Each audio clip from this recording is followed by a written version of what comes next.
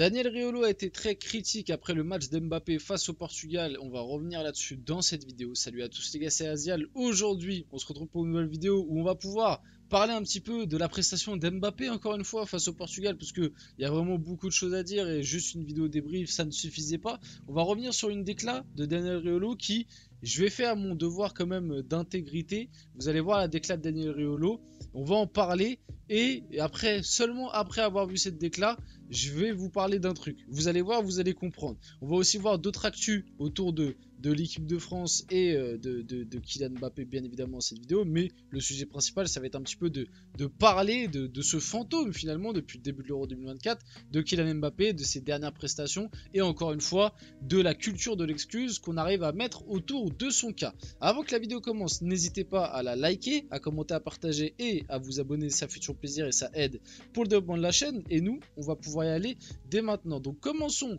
par la déclat de Daniel Riolo. Daniel Riolo s'en prend à l'attitude de Kylian Mbappé sur la pelouse. Il est là, il traverse le match comme un fantôme. Je pense qu'on l'a tous vu hier, hein, le match d'Mbappé, où franchement on l'a quasiment pas vu, il a été très peu touché, il fait un match catastrophique, je pense qu'on s'en est un petit peu tous rendu compte. Ce n'est pas normal, c'est même gênant, il ne peut pas faire ça, il n'a pas le droit d'être un fantôme, pas lui, il est capitaine, il se doit d'être performant. Pareil en termes de capitana, on peut revenir un petit peu sur ses dernières déclats, où j'en avais parlé vite fait dans une vidéo précédente, sa déclat sur sa prise de profondeur. Je vous invite à aller voir la vidéo où j'en parle, parce que c'est intéressant, mais la déclat qu'il fait sur le fait, on lui pose la question pourquoi tu peux plus prendre la profondeur, et lui il répond je peux plus prendre la profondeur parce que Paul Pogba est plus là et que les joueurs qu'on a aujourd'hui ils sont pas capables de m'envoyer un bon ballon dans la profondeur. Concrètement c'est clairement ça qu'il dit, c'est à dire que waouh, avec Paul Pogba qui me faisait beaucoup de passes dans la profondeur, oui je la prenais parce que je savais qu'avec lui je pouvais y aller, il dit je pouvais y aller la tête baissée, je savais que j'allais avoir la balle, mais avec les joueurs que j'ai actuellement je le fais plus, je décroche un peu plus, l'air de dire que les joueurs qui sont là actuellement ils sont pas capables de t'envoyer un ballon dans la profondeur. Donc déjà quand t'es capitaine et que tu dis, en plus il dit les joueurs que j'ai, voilà, le mec il est pas capitaine, il est dirigeant de l'équipe de France, c'est à dire ouais avec les joueurs que j'ai aujourd'hui, ouais, c'est un peu mieux que je décroche, parce que si je prends la profondeur et que je reçois pas un ballon, bah, je vais pas m'embêter à faire des appels à vide, hein, parce qu'après tout, ça sert à quoi de faire des appels à vide? Ça sert pas juste à inquiéter une défense, à mettre les défenseurs un petit peu en alerte, à des fois faire redescendre le bloc, laisser un petit peu d'espace à tes coéquipiers. Non, non, pour Kylian Mbappé, faire des appels un petit peu dans le vide, ça sert à rien. Lui, il veut faire des appels que s'il est sûr de recevoir le ballon, et sinon il vient la chercher dans les pieds, parce que maintenant apparemment comme Kylian Mbappé est tellement un joueur supérieur et tellement le meilleur joueur du monde que même en venant décrocher et en venant jouer à la baballe, en faisant le meneur de jeu, ah bah il est toujours à des années-lumière de tous les autres, il est toujours au-dessus du lot. Bien évidemment vous avez compris que c'était de l'ironie.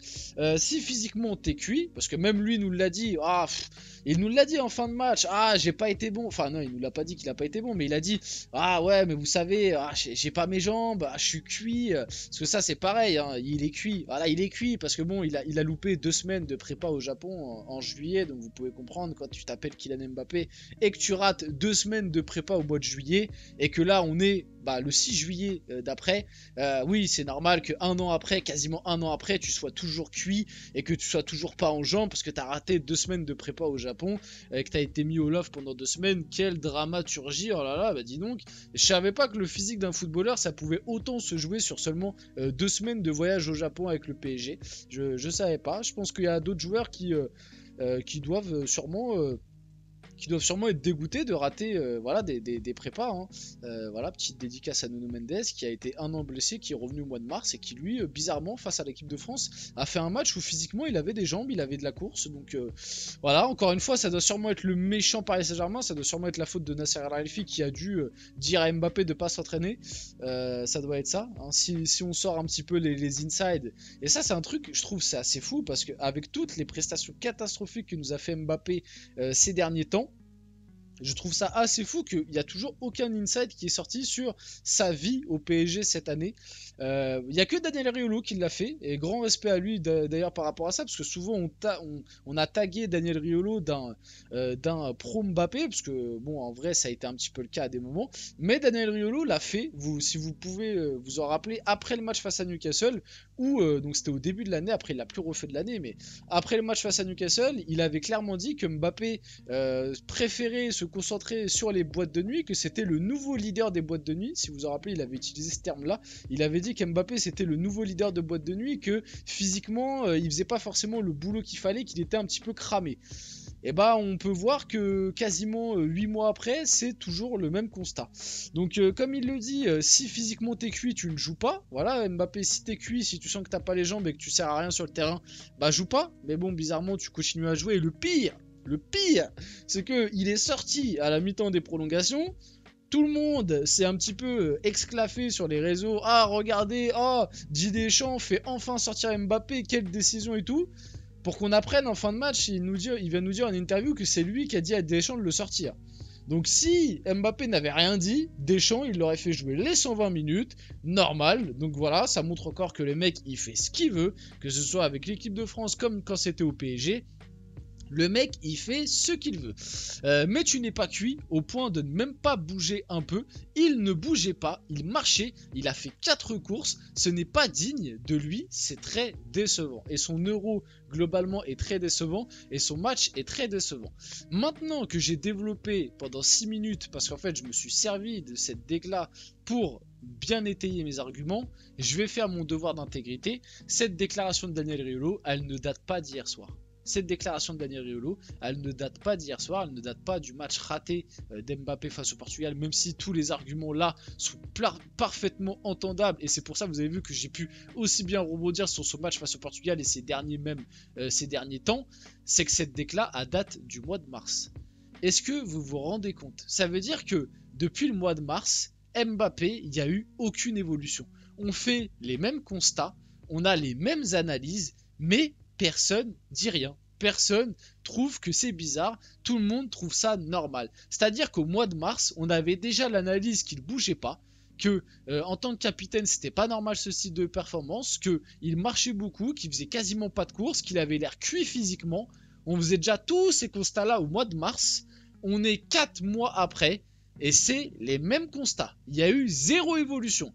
Pourtant, il aurait pu se retaper un peu physiquement pour le début de l'Euro. Pourtant, il aurait pu avoir cette fameuse motivation qu'on n'arrête pas de dire, la motivation de marquer l'Euro, etc. pour essayer de bouger un peu plus, d'en faire un peu plus, de même si t'as pas les jambes, même si tu sens que t'as pas les jambes pour prendre la profondeur. Je sais pas, alors fais des choix un peu plus justes. Arrête d'à chaque fois que tu reçois un ballon à 20-25 mètres entrée de surface, arrête de vouloir tout le temps fixer et puis tirer. Ça sert à rien, t'encadres pas une depuis le début de l'Euro.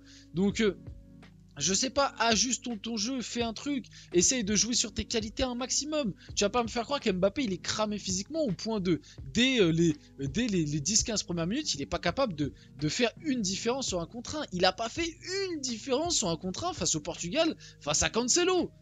Qui est vraiment, et face à Semedo quand il est rentré, qui sont des joueurs qui sont vraiment pas connus pour être des foudres de guerre défensifs. Donc voilà, il y a vraiment plein de choses à dire sur la prestation de Mbappé. Je pense que cela est fait. Et en fait, moi, le truc qui m'énerve le plus avec Mbappé, vite fait avant de passer à la suite, c'est la culture de l'excuse permanente. Il est pas prêt physiquement. Oh, il est cramé. Oh, le masque, ça l'empêche de jouer. Oh, le méchant PSG, on fait que mentalement, il est pas apte. Mais en fait, le gars, c'est le meilleur joueur du monde. En fait, dès qu'il a un petit grain de sable de sable dans la chaussure, en fait, il peut plus jouer au foot. Parce que là, c'est même pas une baisse de ses performances. C'est-à-dire que c'est même pas on passe d'un Mbappé bon à Mbappé moyen. C'est qu'on passe d'un Mbappé bon, enfin bon, et encore cette saison il a été moyen, à Mbappé cataclysmique. C'est limite un poids pour cette équipe de France à l'heure actuelle plus qu'une solution. Rudy Garcia sur les Bleus. Les Belges ne méritaient pas de pouvoir l'écart, mais on n'a pas été dans l'excellence. 10% de frappe cadrée, c'est très peu. On ne peut que s'améliorer. C'était juste vite fait pour rebondir sur le fait qu'encore une fois, offensivement, il y a un gros souci dans l'animation offensive de cette équipe de France et même globalement dans la confiance. Et bah, Mbappé, il joue pour beaucoup parce que la tactique de Didier Deschamps est basée sur Mbappé. Donc quand tu construis une tactique autour d'un joueur et que le joueur en question n'est pas bon, bah c'est sûr que c'est dur de performer, et notamment offensivement. Heureusement dans cet Euro que défensivement, tu as les 4 de derrière et même globalement les milieux de terrain, mais surtout les 4 de derrière qui te font un tournoi de patron. Heureusement que tu as ça, parce que sinon le tournoi de l'équipe de France, ça serait très compliqué. Kylian Mbappé, n'oublie pas, malgré tout, ça c'est une belle histoire. Je voulais la mettre quand même, malgré que je l'ai un petit peu dézingué juste avant. Voilà, ça je trouve que c'est très beau et c'est très bien de sa part. Jean-Charles Debono explique à l'équipe avoir été appelé par Faisal Amari au nom de Kylian Mbappé pour l'inviter à Hambourg pour assister à Portugal-France. Pourquoi? Parce que lors d'un OM Real Madrid en 2009, Jean-Charles Debono avait permis à Kylian Mbappé, alors âgé de 10 ans et en larmes, car il n'avait pas pu rencontrer son idole sur place, du coup Cristiano Ronaldo. Ce geste, Kylian ne l'a pas oublié, et pour cette rencontre demain face à CR7, l'attaquant des Bleus a décidé de lui rendre l'appareil. Et ça, franchement, c'est un très très beau geste et grand bravo pour ça, même si ça n'excuse pas le match qu'il a fait et qu'il a raté. On va finir la vidéo là-dessus. J'espère que cette vidéo vous a plu. Si c'est le cas, n'hésitez pas à la liker, commenter, partager et vous abonner. Les gars, c'était Azial et on se retrouve très rapidement pour une prochaine vidéo.